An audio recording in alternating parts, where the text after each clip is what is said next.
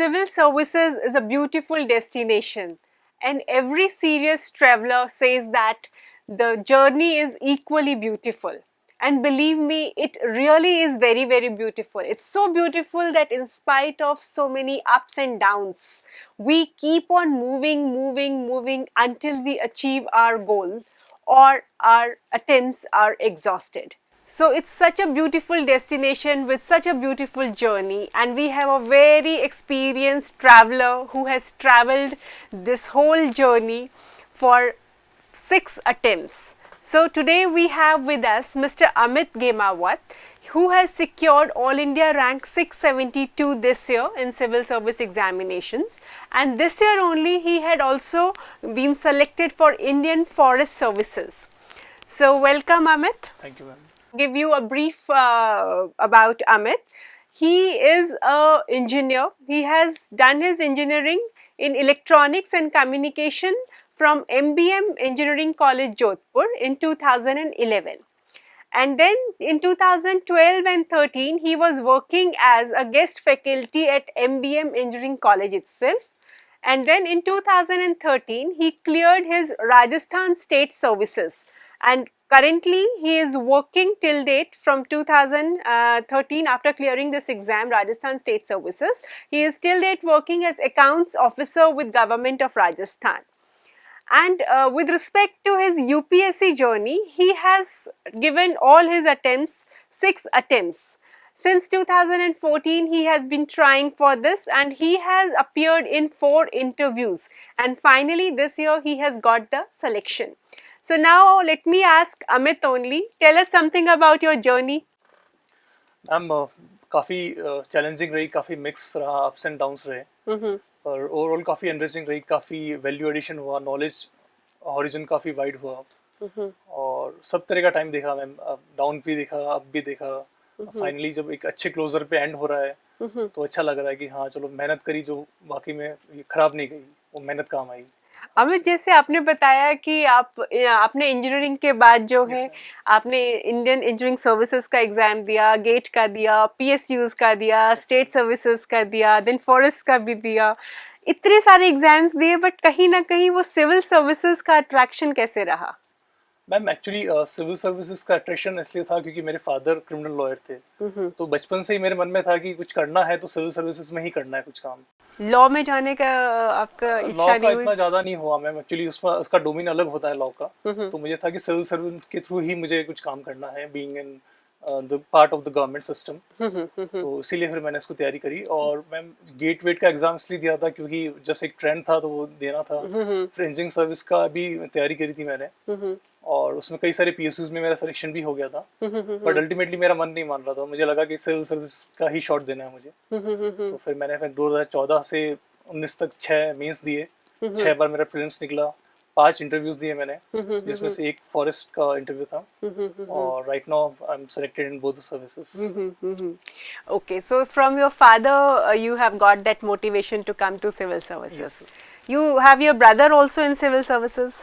Yes ma'am. That also motivated you? हाँ actually वो मेरे को देखकर ही आया था तैयारी करने को लेके, तो फाइनली उसका जल्दी हो गया, सेकंड अटेम्प्ट में ही हो गया आईएएस में. So right now he is posted in MP cadre. Okay okay good.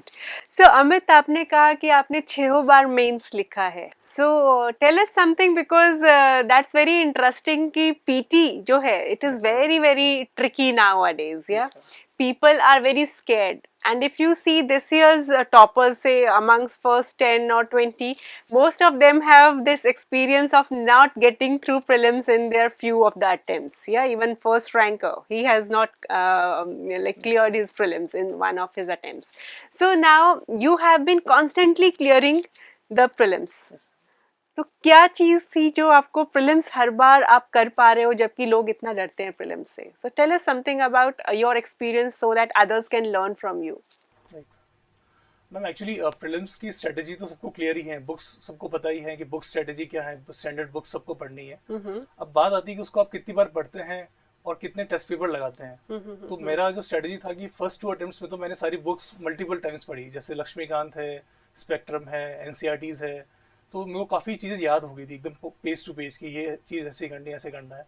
फिर मैंने इसका यूज किया टेस्ट पेपर्स के थ्रू, कोई भी 3-4 टेस्ट सीरीज लेके मैंने उसको थॉरोली किया, उसके नोट्स बनाए जो भी उसमें स्पेसिफिक पॉइंट्स आते थे, और फिर उसके बाद की जो अटेम्प्ट्स थे उसमें मैंने रिवर्स इंजीनियरिंग का यूज किया। मैं जस्ट टेस्ट पेपर लेके आता, उसको सॉल्व करता, उसमें देखता कि ये कॉन्सेप्ट या कुछ चीज मुझे क्लियर नहीं हो रही है, तो then I refer to text book. तो इस तरीके से मैंने किया, और सारा क्योंकि प्रीलिम्स का मैं जैसे देखते हैं कि कई सारा डाइवर्स नॉलेज आता है उसमें, कोई एक रेंज चाहिए आपको, मतलब एनवायरनमेंट भी चाहिए, ज्योग्राफी भी चाहिए, पॉलिटी भी चाहिए, सब कुछ चाहिए उसमें। तो मैं चाहता था कि ज्यादा से ज्यादा मुझे इन्फॉर्मेशन मिल सके। जैसे मैं कई सारे वीडियो लर्निंग्स भी होते थे, वीडियो एड्स भी होते थे, तो मैं उसका भी यूज करता था। मैं खाना खाते खाते मैंने मैप लर्निंग एक्सरसाइज देख ली, तो उससे मुझे क्लियर हो गया। तो इस तरीके की चीजें करता था, और फिर काफी मतलब मैंने नोट्स भी बनाए थे उसके कि 35 अगर किसी टेस्ट सीरीज में होते हैं पेपर, तो 35 में जैसे 3500 क्वेश्चंस हो गए, तो हर क्वेश्चन के 4 ऑप्शन होते हैं। तो मेरी अप्रोच ये रहती थी कि अगर इस ऑप्शन से रिलेटेड कुछ भी आ रहा है तो वो मेरे से बनना ही चाहिए। तो मैं उसको एक क्वेश्चन को 4 क्वेश्चन की तरह देखता था। अच्छा। तो उससे मेरे जो मतलब एलिमिनेशन में मुझे हेल्प मिलती थी, क्योंकि अल्टीमेटली मैम जो प्रीलिम्स का एग्जाम होता है उसमें 40 से 45 क्वेश्चन ही कर पाते हैं जो आपको एकदम श्योर होते हैं कि हाँ दिस इज 100% श्योर। तो रेस्ट के जो 90 तक आपको जो लेके जाना होता है, नेक्स्ट 45 या 50 क्वेश्चंस, उसमें एलिमिनेशन काम आता है। और उस एलिमिनेशन में मुझे टेस्ट पेपर्स का काफी हेल्प मिला, कि टेस्ट पेपर से डायरेक्टली क्वेश्चन नहीं मिला, पर उसको एलिमिनेशन करने में मुझे हेल्प मिली, कि एक भी अगर मैंने ऑप्शन पकड़ लिया तो मुझे समझ में आ गया कि यार ये इसका आंसर ये निकल के आएगा। तो I think more focus on the test paper is the key for the prelims, and diverse knowledge आप जितनी ले सके, मैपिंग की है, करंट इवेंट्स के बारे में देखे, उनके ऑब्जेक्टिव के बारे में देखे। जैसे पॉलिटी में कई सारे क्वेश्चंस आते हैं, तो उसमें जो इनका इंटेंशन था कि why this particular clause has been added into constitution, constitution की मेन प्रियम्बल से काफी चीजें आपको क्लियर होती है। तो इन सब चीजों पे फोकस रखे कि हम जो पढ़ रहे हैं उसकी रेलेवेंस क्या है, अल्टीमेटली उसको क्यों लाया गया फर्स्ट प्लेस पे। तो करंट के लिए आप अपने आप न्यूज़पेपर से नोट्स बनाते थे, और did you rely on some sources? Ma'am कुछ मंथली मैगजीन्स आती थी, मैंने उसका भी यूज किया था, और कुछ नोट्स भी बनाता था मैं, तो दोनों को मिक्स करके करता था। और उसमें ये भी था कि जो मंथली मैगजीन्स है उसके भी आप ब्रीफ नोट्स बना लीजिए। जैसे मान लो अगर अलग अलग टॉपिक्स की मैगजीन्स आ रही है, तो सबके ब्रीफ नोट्स बना लीजिए और उसको मल्टीपल टाइम्स रिवाइज कीजिए। उससे होगा क्या कि उससे क्वेश्चन तो नहीं निकलेगा, उससे आपका कॉन्फिडेंस हाई रहेगा कि आपने जो पढ़ा है वो आपको याद रह रहा है। क्योंकि ऐसा होता है कि एग्जाम से 10-15 दिन पहले आपको लगता है यार मैंने इतना पढ़ लिया है, पर याद कुछ भी नहीं हो रहा है मुझे, तो उस टाइम फिर आपको एकदम कॉन्फिडेंस डगमगा जाता है। तो आई बिलीव कि वो जब आप कॉन्फिडेंस उसको बिल्ड कर लेते हैं कि जो मैंने पढ़ा है मुझे टिप्स पे याद है, चाहे वो फैक्चुअल इन्फॉर्मेशन है या कुछ कॉन्सेप्ट है या आर्टिकल्स है, निमोनिक बना के याद करे उसको कैसे करके, तो वो आपको हेल्प करता है कि कॉन्फिडेंस के साथ आप जो 45 क्वेश्चंस है जो आपको नहीं आते हैं उसको सॉल्व करने में आपको हेल्प मिलती है सबसे। और मेरी नजर में तो मुझे उसी से हेल्प मिली कि मैं काफी क्वेश्चंस एलिमिनेट कर पाया इसी स्ट्रेटेजी को लेके, और जितने टेस्ट पेपर्स मैं लगा सकता था मैंने सब लगाए। काफी सारे मार्केट में आते हैं अलग अलग कोचिंग इंस्टीट्यूट्स के, तो आपने सारे किए। और प्रीवियस ईयर का ऑब्वियसली मैम, प्रीवियस ईयर का तो काफी रोल रहता है, कई बार क्वेश्चंस रिपीट भी हो जाते हैं हिस्ट्री में, तो वो भी काफी हेल्प मिलता है। और उससे आपको बेसिकली समझ में आता है कि यूपीएससी का जो पेपर सेट कर रहा है उनकी साइकी क्या है, वो क्या समझना चाह रहे हैं। जैसे एंशिएंट में है जैनिज्म बुद्धिज्म काफी हॉट टॉपिक रहता है, तो उसके बारे में बुद्धा से रिलेटेड जो है आर्किटेक्चर है, तो इन सब के बारे में आपको समझ में आता है कि ये आर्ट एंड कल्चर आपका जो गुड। तो फिर इसमें ये भी है मैम कि जो कॉस्ट बेनिफिट आपको देखना पड़ेगा, ज्यादा टाइम आप नहीं लगा सकते। जैसे आर्ट एंड कल्चर में आपने कई सारी किताबें पढ़ ली पर क्वेश्चन 1-2 आ रहे हैं और वो किसी से भी नहीं बन रहे, तो उसकी जगह मैं चाहूंगा कि आप एनवायरनमेंट पे फोकस करें, ज्योग्राफी पे फोकस करें, सिंस आईएफएस की कट ऑफ भी उसी से निकलती है, तो एनवायरनमेंट का फोकस रखें। एनवायरनमेंट की कई सारी साइट्स है, जैसे यूएन की है, यूएनएप की है, यूएनएफसीसी है, इन सब की साइट्स पे जाके इनके इनिशिएटिव्स के बारे में पढ़े, क्या क्या इनिशिएटिव्स चल रहे हैं, इंडिया क्या क्या कर रहा है, इंडिया के कमिटमेंट्स क्या है, इंडिया में क्या रिसेंट डेवलपमेंट्स हो रहे हैं, इंडिया में डिफरेंट प्रोग्राम्स चल रहे हैं, national action plan on climate change है, उसके अंदर क्या क्या प्रोग्रेस हुई है, डिफरेंट मिशंस चल रहे हैं। Yes, it's always good to it's always good to go to the site of the particular institution or the body. Yeah, right, जैसे आपने UN की बात की, WTO है, they are very IMF है, they are very user friendly also, है ना। तो authentic you get the authentic उनके इनिशिएटिव्स जो होते हैं वो आपको डायरेक्टली हेल्प मिलता है। कई बार जैसे यूपीएससी में आ जाता है कि ये जो इनिशिएटिव है ये किसका है, या ये मैकेनिज्म है ये किससे रिलेटेड है। जैसे पेजेस करके एक मैकेनिज्म 2016 या 17 में आया था, तो उसमें यह था कि ग्रीन अकाउंटिंग को रिलेटेड कुछ मैकेनिज्म था, तो ये सब चीजें आपको ध्यान होनी चाहिए, क्या चल रहा है, ब्रेन अकाउंटिंग क्या है, क्यों करंट में जो चीजें हैं और उसका रैशनल क्या है वो आपको मेंस में भी काम आता है, कम करनी पड़ेगी, समझ में ज्यादा आ जाएगी। और अगर आप देखेंगे तो प्रीलिम्स भी अब जो है थोड़ा थोड़ा एनालिटिकल होते जा रहा है, understanding, it's not only just factual, though it's a combination of both. Okay, so Amit, how much time for the first attempt, like when you gave your first attempt, how much time did you take to prepare? Generally it is said you need 1 year, some people say 2 years, some people say like we prepared it in only 10 months. So how much time did you take initially? Ma'am actually मैंने तो एक coaching institute join किया था GS के लिए, although ज्यादा कुछ help नहीं मिली उस कोचिंग इंस्टीट्यूट से, accept in 1 or 2 subjects like in geography और एंशिएंट में थोड़ा हेल्प मिला होगा, पर उसके अलावा मैंने सब सेल्फ स्टडी करी। मुझे बाद में रियलाइज हुआ कि यार ये जरूरी नहीं था ये करना, क्योंकि आपके पास में बुक लिस्ट तैयार है, आपको जब तक आप उसको इंटरनलाइज नहीं करेंगे तब तक आपको समझ में नहीं आएगा कि क्या चीज है। फिर उसको प्रीवियस ईयर के क्वेश्चन से आप उसको मैच करें, फिर देखिए आपका कहाँ स्टैंड कर रहे हैं। तो अल्टीमेटली मुझे तो 1 साल लगा था उसको चीज को बेस बनाने में, पर एक बार जब आपने तैयारी करी वो एकदम सॉलिड हो गई, तो उस कारण से मेरे को 6 अटेम्प्ट में ज्यादा दिक्कत नहीं हुई। प्रीलिम्स होता था, चैलेंजिंग होता था, पर रिवाइज करने पे हो जाता था चीजें सारी, और फिर करंट अफेयर्स आपको कंबाइन करना है। Yes, coaching can help you, guide you, give you direction, ultimately पढ़ाई तो खुद करनी पड़ती है। Yes, okay, so now after prelims when we move towards mains, yeah you have written 6 mains, right ma'am, so and your optional was philosophy. Yes ma'am, yeah so आपने 6 attempt philosophy से दिए। कई बार generally we have seen that many people when they are not getting through they change their optional. The first thing is you being an engineer, why did you opt for philosophy and why did you continue with philosophy even after not getting through in your so many mains? Yeah.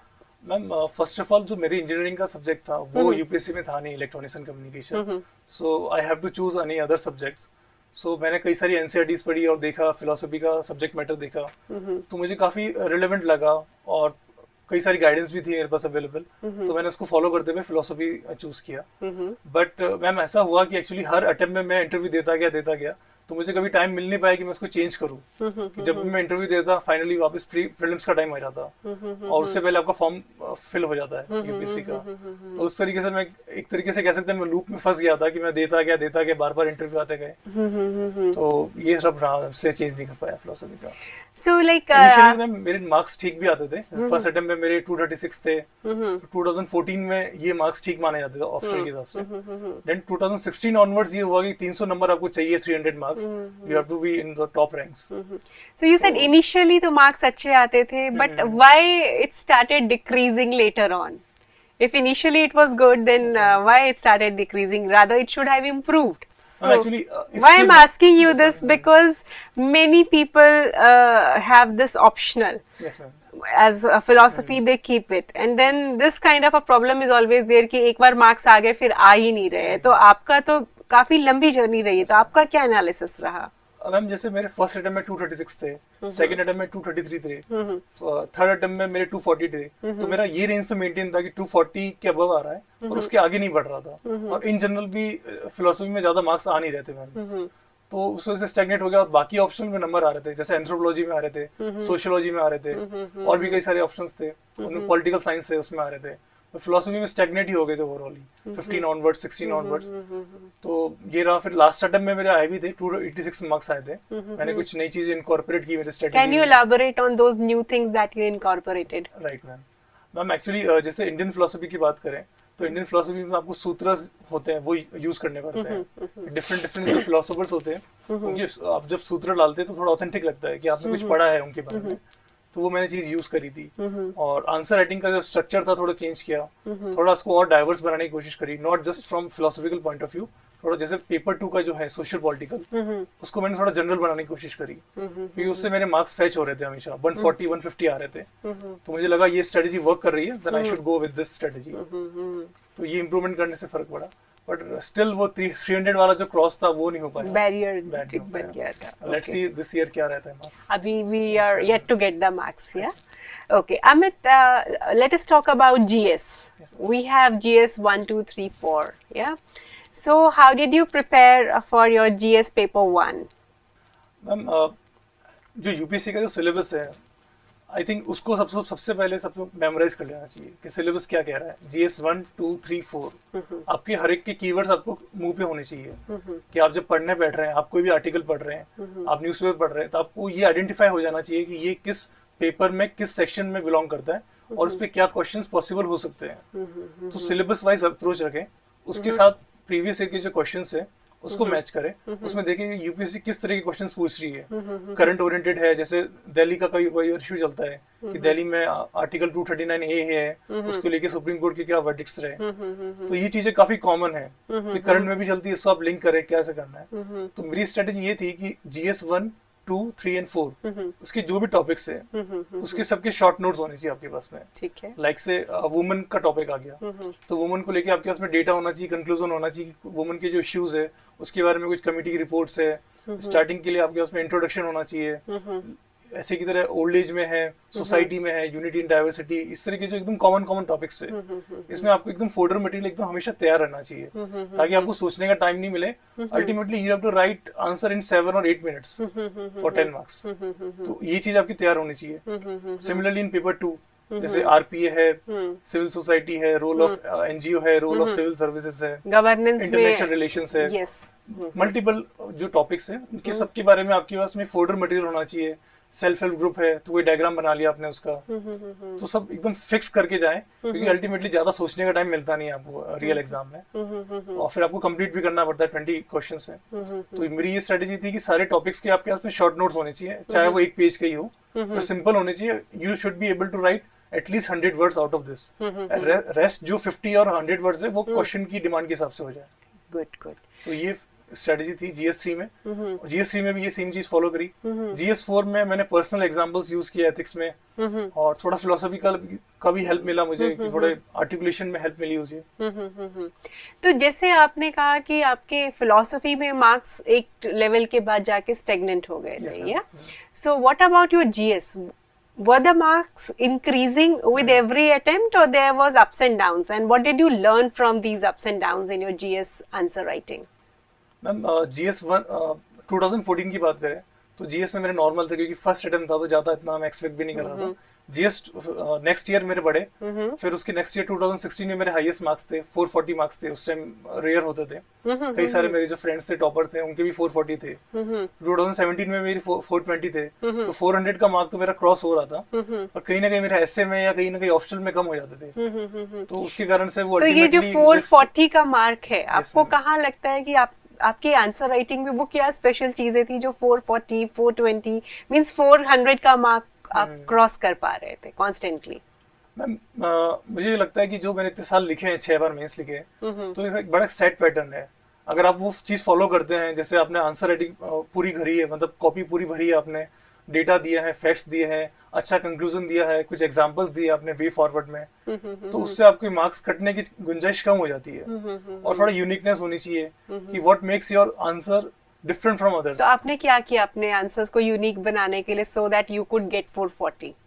Ma'am जैसे मैंने आपको बताया कि मैंने हर topic के notes बना रखे थे, ठीक है, तो वो डेटा वेटा को मैंने यूज किया एक्सटेंसिवली हर आंसर में। जिस तरीके से भी कोई डेटा, कोई डायग्राम, कोई फ्लो चार्ट आ रहा है, तो इस तरीके से मैंने एनरिच किया आंसर्स को। और फिर नीति आयोग की जो रिपोर्ट्स है, इकोनॉमिक सर्वे की जो रिपोर्ट्स है, इस तरह की जो कोटेशंस है उसको मैं यूज करता था एक्सटेंसिवली। तो आंसर राइटिंग की प्रैक्टिस भी आपने की, जैसे आपने प्रीलिम्स के लिए टेस्ट सीरीज आपने कहा कि you have done lot many test series from different institutes, so for this mains also did you go for test series, या एक दो बार के बाद आपको ट्रेंड समझ आ गया? एक दो बार के बाद में समझ में आ गया था, फिर उसके बाद मैंने डेली आंसर राइटिंग करता था। अच्छा। तो थोड़ा बहुत मुझे होल्ड रहता था कि मुझे क्या लिखना है क्या नहीं करना है। So every day for 6 years almost you were writing answers? Not every day ma'am, but frequently pre और मेंस के बीच में तो मैं करता ही था कि हर प्री और मेंस के बीच में तो करना ही है आपको, ताकि आपका फ्लो बना रहे और you should be able to write the answer in 7 or 8 minutes। और मैं टाइम एक वॉच भी यूज करता था एक्चुअल एग्जाम में कि जैसे मुझे लग रहा है कि अगर 8 minutes हो रहे हैं then I should move to the next question. बाद में भले इसको मैं कंप्लीट कर लूंगा, टाइम मिल जाए। अच्छा, आधा छोड़ के आप मतलब जनरली हो जाता था, कंक्लूजन तक आ जाता था, पर ज्यादा मैं इसको ये मेक श्योर करता था कि पूरा पेपर अटेम्प्ट करना है। एक भी क्वेश्चन छूटना नहीं चाहिए आपका। एक क्वेश्चन छूटा तो 7-8 नंबर का फर्क पड़ गया आपके ऊपर। तो आपने लगभग आपने दूसरे तीसरे अटेम्प्ट के बाद पूरे 20 के 20 questions you have attempted in your means. किसी में क्वालिटी ज्यादा अच्छी होती थी, किसी में कम होती थी, दैट इज पर हाँ दैट वुड बी अटेम्प्ट तो देयर। मैं पूरा करता था, मेक श्योर कि कोई डायग्राम बना लिया, कहीं कुछ और कुछ बना के कैसे करके प्रेजेंटेशन को एक ग्राफ बना दिया, ताकि एटलीस्ट अटेम्प्ट तो होना चाहिए। एक नंबर भी मिल रहा है तो आपको लेना चाहिए एक नंबर भी। Like you said, like you had the strategy of 7 to 8 minutes per question. 9 minutes. Okay, 9 minutes maximum per question. But sometimes there are questions where you need to think, which you have never prepared. Like आपने कहा कि मैंने कुछ topics के answers prepare किए थे, but जैसे कुछ क्वेश्चंस आते हैं जिसको कि आपको वही सोचना है, वही लिखना है, तो उस टाइप के क्वेश्चंस के लिए क्या स्ट्रैटेजी होनी चाहिए? थोड़ा आपने कैसे इसको, how did you tackle these kind of questions? Ma'am वो तो फिर ऑन द स्पॉट ही देखना पड़ता है कि क्वेश्चन की क्या डिमांड है और आपकी एग्जिस्टिंग नॉलेज क्या है, उस बेसिस पे आपको आंसर क्रिएट करना पड़ता है। And paper 2, generally people are scared of paper 2 because hardly they get very good marks in paper 2. अगर आप सारे GS papers को देखो तो paper 2 का on an average थोड़े से कम मार्क्स रिलेटिवली कम होते हैं, और आपके जो है पेपर 4 में भी कईयों को बहुत अच्छे मार्क्स आते हैं, some people do not get marks at all. So could you elaborate your strategy for paper 2 as well as your ethics paper, case studies वगैरह इनके बारे में भी और पेपर 2 के बारे में? मैम पेपर 2 में मोस्टली पॉलिटी वाला पार्ट रहता है, तो पॉलिटी में जो अपने इश्यूज है, सेंटर स्टेट रिलेशंस है, या और भी डिफरेंट जो चीज़ें हैं, उसमें सुप्रीम कोर्ट की जो जजमेंट्स है, जो वर्डिक्ट्स है, उनको आप कोट करें तो उससे काफ़ी आपका आंसर जो है रिलेवेंट लगता है। जैसे सबरीमाला टेम्पल वाला है या राइट टू प्राइवेसी वाला है, तो इसकी क्या इंटरप्रिटेशन है, इसको कितना वाइड करता है ये जो जजमेंट है, तो इस तरह का थोड़ा आपका खुद का कमेंट भी डाले उसके अंदर, तो उससे आपके आंसर में यूनिकनेस आएगी। इसके अलावा कई सारे जो और टॉपिक्स हैं, जैसे एनजीओ है, रोल ऑफ सिविल सर्विसेज है, कंपैरिजन ऑफ कॉन्स्टिट्यूशन है, हालांकि जिससे अभी क्वेश्चन नहीं आया अभी तक, पर उसको आपको प्रिपेयर करके जाना पड़ेगा। एक शॉर्ट आपको ब्रीफ में आपको आइडिया होना चाहिए क्या लिखना है, तो आई थिंक वो आपको हेल्प करेगा, ताकि ज़्यादा सोचने का टाइम नहीं मिले, you just have to write the answers. और इंटरनेशनल रिलेशंस की बात है, तो इंटरनेशनल रिलेशंस में कुछ कीवर्ड्स होते हैं, उसको आप यूज़ करें, कुछ ट्रेजेक्ट्री बताएं कि कैसे ओवर द इयर्स रिलेशनशिप कैसे इम्प्रूव हुई है। मोस्टली क्वेश्चंस इंडिया के अराउंड ही आते हैं, इंडिया के और विजा वी डिफरेंट कंट्रीज, तो उसमें आपको कंपैरिजन बताना है, इंडिया का क्या अप्रोच होनी चाहिए फॉरेन पॉलिसी में, और फिर जो क्वेश्चन की डिमांड है उस हिसाब से, तो उसमें भी आप ग्राफ यूज कर सकते हैं। जैसे मैंने इस बार इंडिया जापान का था या इंडिया यूएस का क्वेश्चन था, तो उसमें मैंने ग्राफ बना के बताया था कि कैसे कैसे डिफरेंट टाइम्स पे आपने क्या कौन कौन सी डील्स करी है। जैसे सिविल न्यूक्लियर डील करी, फिर आपने ये किया, फिर लिमोआ किया, सिस्मोआ किया, फिर वेवर मिला, तो आपको बताना है कि ओवरऑल जो है ये ट्रेजेक्टरी ऊपर बढ़ती जा रही है। तो हालांकि बहुत ही शॉर्ट डायग्राम था, but it gives a uniqueness to your interpretation मिल जाता है, and it's easy to understand also for the examiner. उसको समझ में भी आता है एग्जामिनर को कि आपको नॉलेज है कि ओवर द इयर्स कैसे चेंजेस हुए हैं with different US administrations, how India has evolved its relationship with the US. Okay, and what about paper 4? Because paper 4 is again one paper where people face problems, especially when they are writing case studies. Ma'am ethics का जो paper है वो काफ़ी dynamic भी है, और काफ़ी उसमें आपको खुद का इनपुट डालना पड़ेगा। जैसे मेरा ये अप्रोच रहता था कि आपको जो भी वैल्यूज़ है, जैसे इंटीग्रिटी है, ऑनेस्टी है, प्रोबिटी है, डिफरेंट वैल्यूज है, उसके एग्जांपल्स आपकी तैयार होनी चाहिए। उसका मतलब क्या होता है, एक सिंपल लैंग्वेज में आपको, एक लेमन में आपको समझ में आना चाहिए, और उसको उसी लैंग्वेज में लिखे हैं, क्योंकि डिफरेंट डेफिनेशंस मिलेगी आपको, पर आपकी डेफिनेशन एक फिक्स होनी चाहिए, और एग्जांपल्स पॉजिटिव और नेगेटिव दोनों होने चाहिए आपके पास में। एक करंट रखें और एक बहुत ही इंपॉर्टेंट एग्जांपल रखें। जैसे इंटीग्रिटी का है तो लाल बहादुर शास्त्री का एग्जांपल है, ऑनेस्टी का कोई एग्जांपल ले लीजिए, तो ये आपके आंसर्स में रिफ्लेक्ट होना चाहिए इन सेक्शन ए। और सेक्शन बी जहाँ केस स्टडीज है, उसमें केस स्टडी के डिफरेंट अप्रोच हो सकती है, आपको कैसे इसको ओपन करना है केस स्टडी को।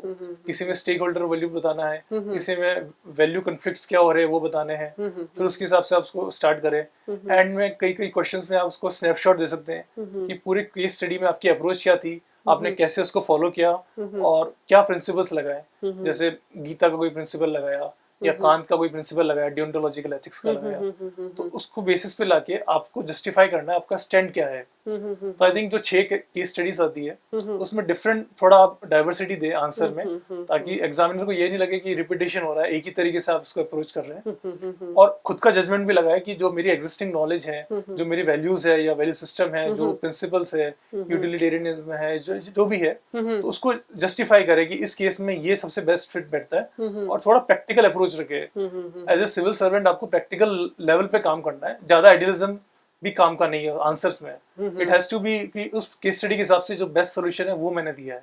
Actually, the rationale behind introducing essay and ethics is basically to test your practical bent of mind, yeah, when you are in the services. Okay, Amit, जैसे जनरली कहा जाता है, बहुत सारे स्टूडेंट होते हैं कि हम बहुत सेलेक्टिव पढ़ के जाते हैं मेंस के लिए, हमने ये टॉपिक्स छोड़ दिए, हम बस इतना ही पढ़ के जाते हैं। तो आपने क्या सारा सिलेबस, सारे topics you had already gone through once, और आप हर बार उनको देखते थे, या आपने भी बाद में एक स्ट्रैटेजी बना ली थी कि नहीं अब इस बार हमने ये टॉपिक्स नहीं करने, यूपीएससी ने क्वेश्चंस पूछ लिया है तो अब हमने ये टॉपिक नहीं करना है? Was this your approach? No ma'am, मैं पूरा बिलीव करता हूँ कि सारा सिलेबस करके जाना चाहिए, क्योंकि अगर एक क्वेश्चन भी फंस रहा है तो आपको 4-5 नंबर लाके देगा वो क्वेश्चन। गुड। तो पूरा सिलेबस करना ही, और 6 बार मेंस लिखा है तो चीजें कुछ याद भी थी चीजें over the time. And more over आपके क्वेश्चंस रिपीट भी होते हैं, टॉपिक रिपीट भी होते हैं। इनफैक्ट जो प्रीवियस ईयर के जो क्वेश्चंस है, उस क्वेश्चंस को एज ए स्टेटमेंट बना के आप यूज कर सकते हैं आंसर्स में। तो इस तरीके से भी आप मतलब रिवर्स इंजीनियरिंग करके यूज कर सकते हैं चीजों को। आपने प्रीलिम्स में भी, मेंस में भी, प्रिपरेशन में रिवर्स इंजीनियरिंग बहुत यूज की। हम एक्चुअली खूब पढ़ने के बाद मुझे लगा कि एक्चुअली ये क्यों पूछ रहे हैं और उसको कैसे यूज कर सकते हैं इस नॉलेज को। तो मुझे लगा कि ये तरीका भी काम है, क्योंकि अल्टीमेटली आपको पेजेस भरने हैं विद रिलेवेंट नॉलेज। यस। तो वो जो लैंग्वेज है वो आनी चाहिए आपके आंसर्स में। Okay, now let's talk about essay, because आपने कहा कि मेरे को एसे और ऑप्शनल के चलते मुझे 6 बार अटेम्प्ट लिखने पड़ेगा। So tell us something about your essay preparation and how it was. कब आपको कई बार मैक्सिमम मार्क्स भी आए एसे में, आपको कई बार आपको लो भी आए एसे में। सो कहाँ, मतलब you are the best person to tell कि एसे कैसे लिखना है? No ma'am, I am not the right person, but actually experience ऐसा रहा है कि जब मैंने इंटरव्यू दिया है तब तक मेरे ऐसे में मार्क्स नहीं आए, और जब मैंने इंटरव्यू नहीं दिया 2 बार तब मेरे हाईएस्ट मार्क्स आए, right, in first attempt and fourth attempt. तो बेसिकली अप्रोच ये रहती थी कि आप कैसे इंट्रोड्यूस करते हैं, और टॉपिक से नहीं आप भटके, टॉपिक को आप 3-4 बार पढ़े, उसको इंटरनलाइज करें टॉपिक को कि ये टॉपिक ये कहना चाह रहा है, क्योंकि जब भी आप डाइवर्ट हो जाएंगे तो आप उसका मतलब छोड़ देंगे उसका।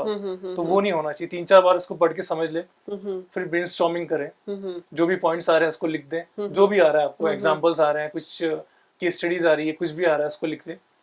और मैंने कुछ इंट्रोडक्शन कंक्लूजन बना के रख लिए थे, जैसे कुछ कॉमन टॉपिक्स है, वुमन के है, चाइल्ड है, एजुकेशन है, इंटरनेशनल रिलेशन का कुछ आ रहा है, इनटॉलरेंस आ रहा है, सोशल मीडिया आ रहा है।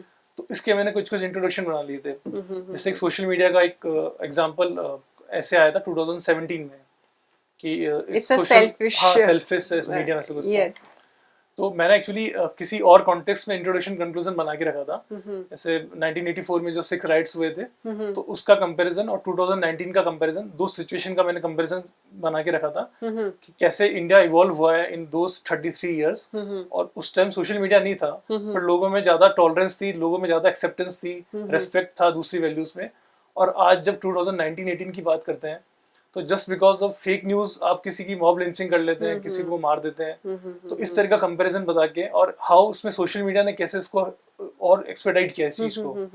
तो आई थिंक ये जो इंट्रोडक्शन कंक्लूजन था ये काफी इफेक्टिव था। तो उसको मैंने उस पर्टिकुलर कॉन्टेक्स्ट में फिट किया, और फिर उसके बाद में वापस जब एंड कर रहे हैं तो वापस आपने उसको कनेक्ट कर लिया उस चीज पे। तो इस तरीके से जब आप करते हैं तो मुझे लगता है कि आपको एग्जामिनर को इमोशन भी लगता है कि you are not just putting just facts, you are just giving more than facts. तो वो अप्रोच ज्यादा हेल्प रहती है। फिर उसके बाद में जो नॉर्मल आप करते हैं, पेस्टल एनालिसिस करना है या इंडिविजुअल लेवल से करना है, individuals, family, society, national, international, इस तरीके से जो भी डायमेंशंस आप देना चाहें। और थोड़ा कंटिन्यूटी का ध्यान रखें कि एक पैराग्राफ से दूसरे पैराग्राफ में कंटिन्यूटी रहनी चाहिए, आप जो कहना चाह रहे हैं उसका एक प्रॉपर मकसद होना चाहिए कि क्या आप डिस्कस करना चाह रहे हैं। वेदर इट इज एन, आप चैलेंज कर रहे हैं टॉपिक को, तो उसके बारे में भी आपके पास सही आर्गुमेंट्स होने चाहिए और एक फ्लो बना के रखें पूरा उसको। Good. And since you had the philosophy as your optional, तो मुझे लगता है आपको फिलोसॉफिकल टॉपिक्स में दिक्कत आई या नहीं आई? Because what happens is many times people are having one optional but they are getting the same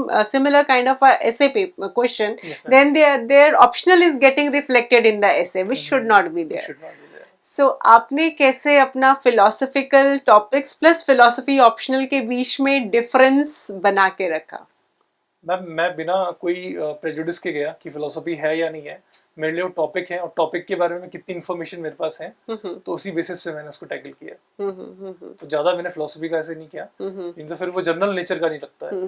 तो इट शुड बी कि जनरल आप सारी डायमेंशंस कवर कर रहे हो, और as a civil servant also मुझे लगता है कि आपको सारी डायमेंशंस कवर करनी पड़ती है. Yes. तो यही इसका मकसद है ऐसे का या जीएस का, कि Yes. कितने आप डायमेंशंस सोच पाते हो सोच with limited पाते हो. time. Yes. Okay. Now let's come to the final stage of UPSC, that is your personality test. Yeah. So personality test आपने कहा कि आपने 4 बार सिविल सर्विसेज का और 1 बार फॉरेस्ट का दिया. तो Yes, आपका बोर्ड का कैसा एक्सपीरियंस रहा?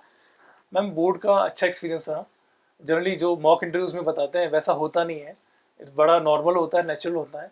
दे are looking for a very officer like qualities, like आप में इंटीग्रिटी है या नहीं है, आप में ऑनेस्टी है या नहीं है. जब आपको क्वेश्चंस नहीं आ रहा है, you directly say I am not able to recall, या I don't know about this. If you are beating around the bush then it will create problem. If you are trying to impress the board members that I have knowledge, I want to say something else, वो नहीं होना चाहिए. Concise होना चाहिए, precise होना चाहिए, and you should have a balance of mind and clarity in expression. I think that is much appreciated. Yeah, basically it's a personality test. Yes, ma'am. So they are not looking for your knowledge, they are looking Right, for right. your personality, and they are looking for your intellectual integrity. नहीं आता है तो नहीं आता Right, है. ma'am. Yeah. And more than, I think they are also looking for trainable qualities. Yes. Whether you are trainable or not. Yes. Yes. Whether you have a rigid mindset or a flexible Yes, mindset. yes, in that terms is of very- learning something new. Yes. Because this is just the beginning of his career. career. You should You have be to learn open-minded. many Yes. things new. Yes. So you have been constantly getting, I think, very good marks in interviews as well. Yeah. Yes, ma'am. On an average, above average. 170. 170 or 180. Yes, ma'am. So these are very good marks. So your strategy had be what was your like? How did you prepare for your interviews apart from mocks? Many people say like for current we build up opinion, we make notes and this or that. So what was your strategy for interview preparation? Ma'am first of all it starts with the DAF preparation. तो आपने def में जो भी लिखा है उसके बारे में आपको कंप्लीट नॉलेज होनी चाहिए. जैसे मेरे एड्रेस में है हवेली लिखा हुआ है, कुचामन की हवेली, तो मुझे ध्यान होना चाहिए हवेली का मतलब क्या होता है, हवेली संगीत क्या होता है, कुचामन का क्या रिलेवेंस है, कुचामन की क्या इंपॉर्टेंस है जोधपुर के बारे में. तो each and everything in written in the DAF you should be thorough with it.